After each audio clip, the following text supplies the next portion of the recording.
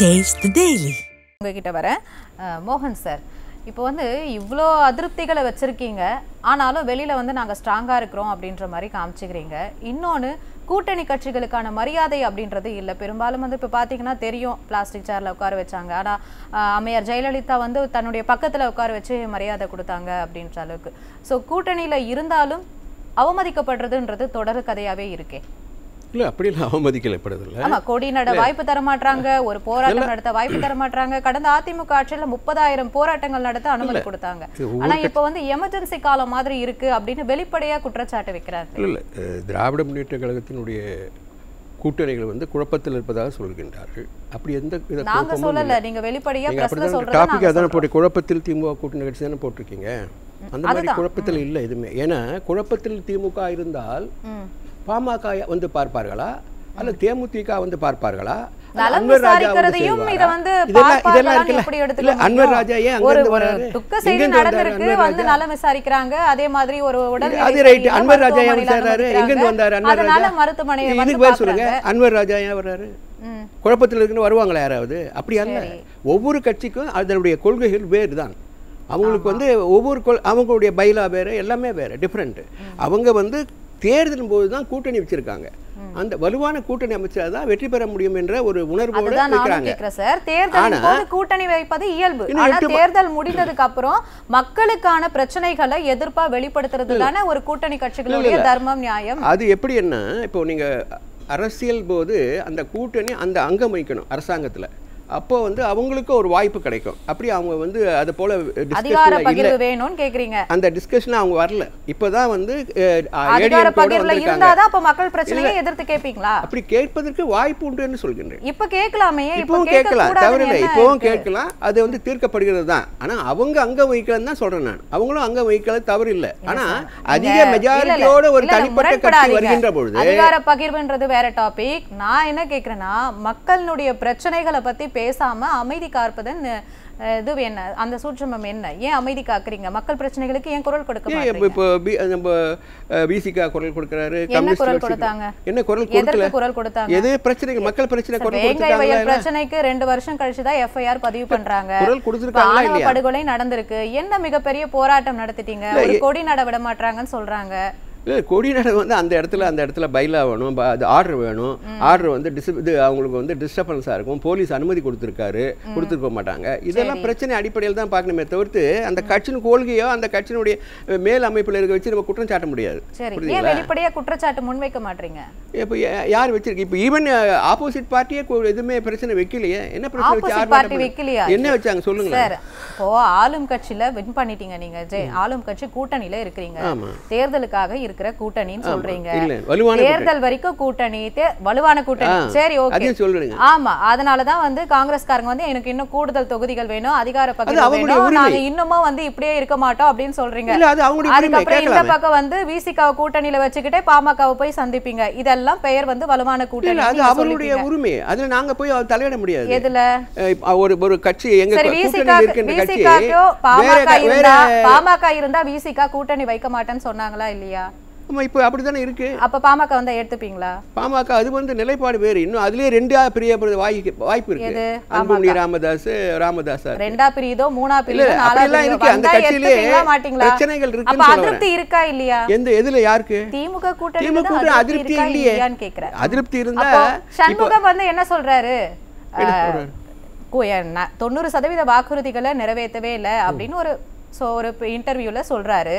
ஒரு பக்கம் வந்து எமர்ஜென்சி காலம் மாதிரி இருக்கு, போராட்டம் நடத்த அனுமதி தர மாட்டாங்க அப்படின்னு சொல்றாரு.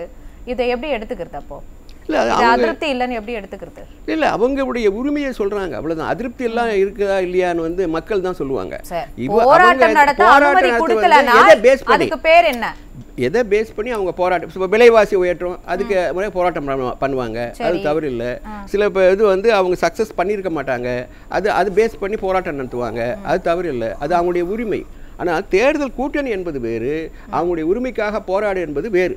அப்படி தானே போராடி கொண்டிருக்கின்றார்கள், கம்யூனிஸ்டாக இருந்தாலும் விசிகாக இருந்தாலும். அப்படி இருக்கின்ற பொழுது நீங்கள் எப்படி சொல்லுவீங்க? அங்க வந்து குழப்பமாக இருக்கு. எந்த குழப்பமே இல்லையே. உண்மையாவே கூட்டணியில இருக்கிறீங்க இல்லையா, உங்களுக்குள்ளவே நிறைய முரண்பாடுகள் இருக்கு, முரண்பாடுகள் இருக்கு. நீங்க வந்து பெருசா எதிர்ப்பு தெரிவிக்க மாட்டீங்க, திமுகவோட சேர்ந்துடலாம்னு இருக்கீங்களா?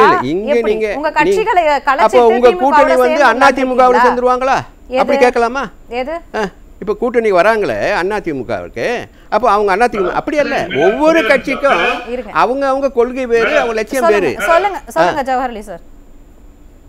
அவரு நம்ம சார் சொன்னாரு கூட்டணி என்பது வேறு, இந்த கொள்கைகள்னா வேற, அதுக்காண்டி உரிமைகளை எல்லாம் விட்டு கொடுத்துட மாட்டோம், யாரும் விட்டு கொடுக்க மாட்டாங்க, நாங்களும் விட்டு கொடுக்க மாட்டேங்கிறாரு.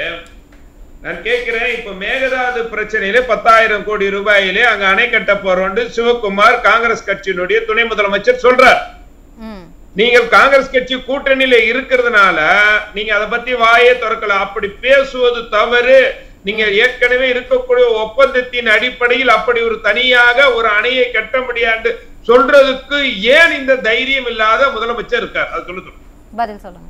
இல்லை, அங்கே இருக்கின்ற நிலைப்பாடு வேறு, அங்கே இருக்கிற சிச்சுவேஷன் பேஸ் பண்ணி தான் அவங்க, ஏன்னா அங்கே வந்து ஆளுங்கட்சியாக இருக்காங்க, அங்கே காங்கிரஸ் அங்கே சொல்லுவாங்க சார், அங்கே இருக்க எந்த கட்சியுமே அதுக்கு அவங்க தான் ஒட்டுமொத்தமாக ஆதரவு கொடுக்குறாங்க. நம்ம தனியாக போய் நீங்கள் வந்து கேட்க முடியாது. அது வந்து லீகலாக வந்து ப்ரொசீட் பண்ணியிருக்காங்க, லீகலாக ப்ரொசீட் பண்ணியிருக்காங்க. இல்லை, அதுதான் லீகலாக ப்ரொசீட் பண்ணிருக்காங்க, லீகல் தான் ஆக்ஷன் பண்ணிருக்காங்க, அதன்படி தான் அங்கே நடக்கும். அவங்க ஒற்றுமையாக தான் இருப்பாங்க, அவங்களுடைய எண்ணம் குறிக்கோள் எல்லாம் வந்து அணை கட்டணும் என்பதெல்லாம். ஆனால் இங்க இருக்கக்கூடிய முதலமைச்சர் இப்படி நீங்க சொல்வது தவறுன்னு ஏன் முதலமைச்சர் சொல்லலன்னா கேள்வி, ஸ்டாலின் சொல்லலங்கிறதா கேள்வி. அது வழக்கில் இருக்கும்போது நம்ம சொல்ல முடியாது, வழக்கில் இருக்குது, நிலுவையில் இருக்கு, வழக்கின் அடிப்படையில் தான் அங்க வந்து பிரிச்சு கொடுக்குறாங்க வாட்டர் எல்லாம். அதெல்லாம் வந்து நீங்க அதை பத்தி நம்ம பேசுவதற்கு வாய்ப்பு இல்லை. பட்ஜெட்ல 9,000 கோடி ரூபாய் ஒதுக்கி இருக்காங்க சார். இருக்கட்டும் சார், அது அவங்களுக்கு ஒதுக்குறாங்க. நீங்கள் அப்படி பண்ணுவது தப்புண்டு திராவிட முன்னேற்ற கழகத்தினுடைய தலைவராக நீங்க முதலமைச்சராக கூட சொல்ல வேணாம், ஒரு தலைவராக சொல்லலாமா வேணாமா? இல்லை, எதை பேஸ் பண்ணி தான் கேட்குறேன், எதை பேஸ் பண்ணி அவங்களுக்கு நம்ம தமிழ்நாட்டை விட அதிகமாக கொடுத்துருக்காங்கன்னு சொல்றீங்களா? எதை பேஸ் பண்ணி சொல்றீங்க? சார், மேகதாது அணை கட்டுவதற்கு கட்டலை சார், அது நிலுவையில் தான் இருக்கு, இன்னும் வந்து கட்டலை சார்.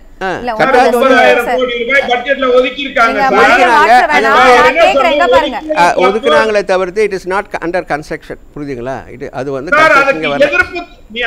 தேவையில்லை, அது அவங்க கன்ஸ்ட்ரக்ஷனுக்கு ஆரம்பிச்சாதான் எதிர்ப்பு. கூட்டணியை பத்தி பேசுங்க வேற மாதிரி. ஜவஹர் அலி சார் ஒரு நிமிஷம் ஜவஹர் அலி சார், கூட்டணியை பத்தி பேசுங்க. குழப்பம் இருக்கு அப்படின்றது வெளிப்படையா வந்து தெரியுது, பிரஸ் மீட்ல எல்லாரும் குடுக்குறாங்க, சரிங்களா? இப்ப நீங்க வந்து என்ன பண்றீங்க, அதிமுக கூட்டணி வந்து பிரிஞ்சிருக்குன்னு சொல்றீங்க, எல்லாரும் ஒத்துமையா தான் இருக்காங்க, இங்க எந்த பிரச்சனையுமே கிடையாது. அப்போ எங்க சசிகலா ஏன் குரல் கொடுக்காம இருக்காங்க? ஏன் ஓபிஎஸ் வந்து குரல் கொடுக்காம இருக்காரு? அவங்க கேட்ட கேள்விதான் உங்களுக்கு கேள்வி இல்ல சார், அவங்க கேட்டாங்க கேள்வி, நீங்க கேக்குற கேள்வி தான் நான் பதில் சொல்றேன். அவங்க வேற மாதிரி கேக்குறாரு. இல்ல, அவங்க கேட்டது இல்ல, குழப்பம் இல்லன்றாங்க, அது குழப்பம் இல்லையா? அவர்கிட்ட விளக்கத்தை வாங்கிக்கிறேன். இல்ல, அதுவும் அங்க இருக்க நிலைப்பாடும் இருக்குன்னு தான் குறிப்பிட்டு சொல்றேன். நான் என்ன கேக்குறேன்னா, கூட்டணி கட்சிகள்ன்றது திமுகல விசிகா இருக்காங்க, காங்கிரஸ் இருக்காங்க, கம்யூனிஸ்ட் இருக்காங்க, சரிங்களா? அதிமுகன்றது ஒரு தனி கட்சி, தினகரன்றது ஒரு தனி கட்சி, எல்லாம் தனித்தனி கட்சியா இருக்கிறாங்க. அவங்கள ஏன் இதுல சேர்க்கறீங்க நான் கேக்குறேன். ஏன் சசிகலா அம்மையார் என்னன்னாங்க? நீங்க உங்க கூட்டணியில இருக்கிற பிரச்சனை தான் நான் கேக்குறேன். உங்க அந்த அதிமுகவுடைய பவுண்டர் யாரு? அழகிரி என்னன்னா நான் என்ன கேக்குறேன், உங்க கூட்டணியில பிரச்சனை இல்ல, மூக்க அழகிரி என்னன்னாரு கேளுங்க, அந்த மாதிரி கேளுங்க. திமுக வந்து மதிமுக பிரிஞ்சு வந்திருக்காங்களே, அதை எப்படி எடுத்துக்கலாம்? மதிமுக ஏற்கனவே அவங்க கட்சியை ரெகக்னைஸ் பண்ணி அவங்க வந்து இதெல்லாம் எல்லாமே வாங்கிட்டு அவங்க தனி கட்சி தான். ஒத்துக்கிறீங்களா அத? ஆமா, அது போல யாருன்னா இருக்காங்களா இதுல? அந்த மாதிரி தான் சார் இது. யார் சசிகலா அப்படி பண்ணாங்களா? அந்த டிடிவி தினகரன் அந்த மாதிரி தானே. அவர் கட்சி ஆரம்பிச்சார், அவர் கூட்டணியில அமைக்கறாரா என்று தான் கேள்வி தவிர்த்து நான் என்ன கேக்குறேன், தனித்தனியா இருக்கிற கட்சி நீங்க சொல்றதுனால சொல்றேன் நான். இங்க குழப்பம் இருக்கு, அங்கேயும் குழப்பம் இருக்குன்றது வேற சார். குழப்பம் இங்கே இருக்கு, குழப்பம் எல்லா இடத்துலயுமே இருக்கு. ஒரு கட்சியை நீங்க கேட்கணுமே தவிர ஒரு தனிநபரை வச்சு நீங்க கேட்க கூடாது. தனிநபர் இல்ல, அது ஒரு கட்சி தான். இங்க பாருங்க, நீங்க வந்து கட்சிகளை பத்தி பேசணும். இப்ப தனி கட்சி ஆரம்பிச்சிட்டாங்க, எப்படி மதிமுக தனி கட்சி கூட்டணியா இருக்காங்க, அந்த மாதிரி தான் இருக்காங்க. அதிருப்தி தெரிவிக்கிறீங்க. ஓபிஎஸ் ஆதரவாளர் எங்க? நான் என்ன கேக்குறேன்னா, அது அவங்க இல்லையா அந்த கட்சியில? ஓபிஎஸ் இல்லையா? நான் சொல்லிடுறேன் சசிகலா நான் சொல்றேன் சார், நான் சொல்லிட்டேன் சார். இருங்க, அதிமுக கூட்டணி இன்னும் இறுதி செய்யப்படவில்லை. ஜவஹர்லால் சார் கொஞ்சம் இருங்க, கொஞ்சம் இருங்க. அதாவது இல்ல கொஞ்சம் இருங்க, கொஞ்சம் இருங்க சார். எல்லா இடத்துல இருக்கு சொல்லி முடிச்சிடுறேன். குழப்பம் பொதுவாக எல்லா இடத்துல இருக்கு சொல்றேன், நான் சொல்லி முடிச்சிடுறேன். கொஞ்சம் இருங்க. அப்படி இல்ல இல்ல, குழப்பம் எல்லா இடத்துல இருக்குன்ற எல்லா கட்சியிலும் இருக்கு. இல்ல இது மட்டும் தான் இருக்கு, இவங்க மட்டும் இல்லன்னு சொல்ல முடியாது. சார் இதுக்கு பதில் சொல்லுங்க சார். அதிமுக கூட்டணி இன்றைக்கு பிஜேபி கூட அங்கீகாரமாக சேர்ந்திருக்குது. இன்னும் மற்ற கட்சிகள் வந்து காலம் இருக்குதுன்னு சொல்லியிருக்காரு, தலைவரும் சொல்லியிருக்காரு, அமித்ஷாவும் சொல்லியிருக்காரு. முடிஞ்சு போச்சு, இறுதி செய்யப்படவில்லை எல்லா கட்சிகளும். ஆனா திமுக கூட்டணி எக்ஸிஸ்டிங் கூட்டணி, எக்ஸிஸ்டிங்ல 2019 இருக்கிற கூட்டணி. அதுக்குள்ள ஏன் இவ்வளவு பிரச்சனைன்றது யார் சொல்ற பிரச்சனை? நீங்க சொல்றீங்க, உங்களுடைய கற்பனை தான் பிரச்சனையா இருக்கு. 2026ல கூட்டணி ஆட்சி தான் அமையும் அப்படின்னு சொல்லிட்டு காங்கிரஸ்ல இருந்து ஒருத்தர் சொல்றாரு. கண்டிப்பா நாங்க வந்து ஆட்சியில அதிகார பகிர்வு கேட்போம். அது அவங்க உரிமைமா, அது தவறு இல்ல. உரிமைன்றது வெளிப்படையா அதிருப்தி இருக்கிறத தெரிவிக்கிறது. அது அதிருப்தி அல்ல, உரிமைக்காக சொல்றாங்க. எப்படி அந்த இந்த நாட்டை 67க்கு முன்னாடி காங்கிரஸ் தானே ஆட்சியில இருந்தாங்க, அந்த அடிப்படையில கேட்டு சொல்லலாம். 67க்கு முன்னாடி சார், கடந்த 50 வருடம் ஆயிடுச்சு. இப்போ அவங்க மெல்ல மெல்ல சரிஞ்சுதானே இருக்காங்க. அதிகாரத்துல பகிர்வு அப்படின்னு கேக்குறாங்க. இதை எப்படி எடுத்துக்கிறது? அதாவது நாங்க இவ்வளவு நாளைக்கு இப்படியே இருக்க முடியாது திமுகவுக்கே. சரி, அப்ப அவங்க அப்படி இல்லைன்னா அவங்க வேற கட்சிக்கு போவாங்க இல்லையா? உங்களுடைய கூற்று பிரகாரம் அவங்க போகலையே. நானா கேக்குறேன், திமுக சரி ஓகே உங்களுக்குள்ள அதிருப்தி இல்லன்னு சொல்றீங்க, ஆனா வெட்ட வெளிச்சமா எல்லாருமே வெளியில வந்து சொல்றாங்க. அது எதிர்க்கட்சிகள் குற்றச்சாட்டு. எதிர்க்கட்சிகள் என்றால் இப்படி தான் குற்றச்சாட்டுவாங்க. இருக்கீங்க, ஆனா அதிமுக அப்படி கிடையாது, நாங்க ஸ்ட்ராங்கா சிங்கிளா இருந்தாலும் ஸ்ட்ராங்கா இருக்கோம் அப்படின்றாங்க. அதை ஒத்துக்கிறீங்களா? எடுத்துக்கிறீங்களா? தனியாக இருந்தாலும் நாங்க வந்து திமுகவுடன் கூட்டணி ஸ்ட்ராங்கா இருக்கோம் தான் சொல்றாங்க. என்ன சார்? நாங்க வந்து எங்க கட்சி செப்பரேட் தான். போராட்டங்களா எங்களுக்கு இது நிலைப்பாடு வேற, நேஷனல் பார்ட்டி நாங்க. அதனால நிலைப்பாடுகள் இங்கே ஒன்று அங்கே ஒன்று ஒவ்வொரு ஸ்டேட்டுக்கு மாறலாம். ஆனால் நாங்கள் வந்து திமுகவோட கூட்டணி வலிமையாக தான் இருக்குன்னு சொல்கிறாங்க இல்லையா? அப்படி என்ன திமுகவோட கூட்டணி வலிமையாக இருக்கிறோம் அப்படின்றது வாய்மொழியாக தான் இருக்கே தவிர செயல்முறையில் இல்லை அப்படின்றது தான் நிதர்சனம். தேர்தல் போது வருகிறார்களா இல்லையா அதான் பார்க்கணும். இன்னொன்று தேர்தலின் போது வருகிறார்களா இல்லையா? உங்களுக்கு கொள்கைகளும் இல்லை, கோட்பாடுகளும் இல்லை, தேர்தலின் போது ஒன்னா இருந்தோம். மக்களுக்கு என்னதான் நீங்க நல்லது பண்றீங்க, எதை எதிர்த்து கேள்வி கேட்குறீங்க, மக்கள் பிரச்சனைகளை என்ன வெளிப்படையா நீங்க பேசுறீங்க, எத்தனை போராட்டங்கள் நடத்திருக்கீங்க, உங்க கட்சிக்காகவே நீங்க எத்தனை போராட்டங்கள் நடத்திருக்கீங்க? எதுவுமே கிடையாது. ஆனா அதிமுக பொதுச் செயலாளர் என்ன சொல்றாருன்னா, நாங்க மக்களோட கூட்டணி வச்சிருக்கோம், இது மக்களுடைய ஆட்சி. அது அவருடைய நிலைப்பாடு, நம்ம அவரை குறை சொல்லவில்லை நான்.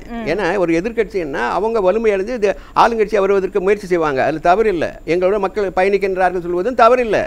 ஆனா முடிவு செய்வது யாரு?